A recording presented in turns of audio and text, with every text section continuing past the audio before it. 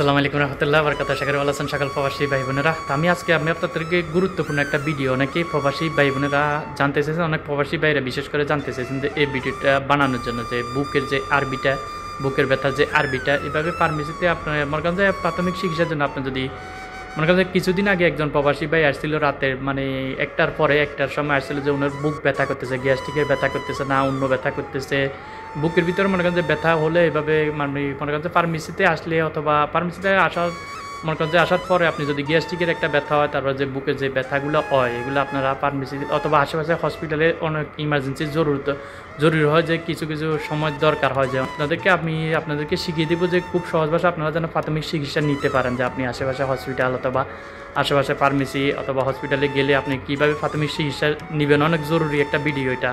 আমি বুকের যে ব্যথা, যে বুকের যে আরবিটা আপনারা ফার্মেসিতে অথবা হসপিটালে কীভাবে বলবেন খুব সহজ ভাষায় আমি সেটাই শিখিয়ে দেবো। চলুন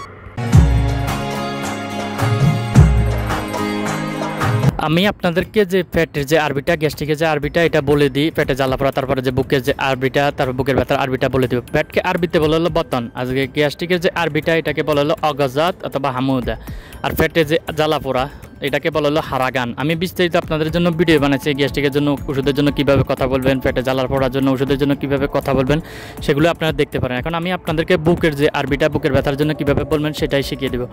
আপনি মনে করেন যে বুককে আরবিতে বলা হলো সদর, আরবিতে বলা হলো সদর।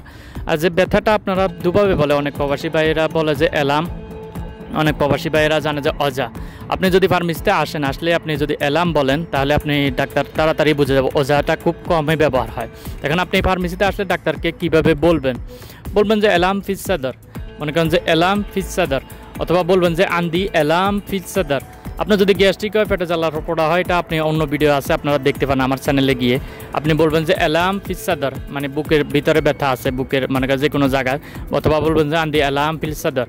এটা বললে ইনশাল্লাহ খুব তাড়াতাড়ি বুঝে যাবে। তখন আপনি বলবেন আনাবগা দাওয়া। আপনি হসপিটালে গেলে আপনি যদি ডাক্তারকে বলেন এভাবে বুকের ব্যথাটা, তো উনি খুব সহজে তাড়াতাড়ি বুঝে যাবে। তো আশা করি আপনারা বুঝতে পারছেন। আল্লাহ হাফেজ, ভালো থাকবেন।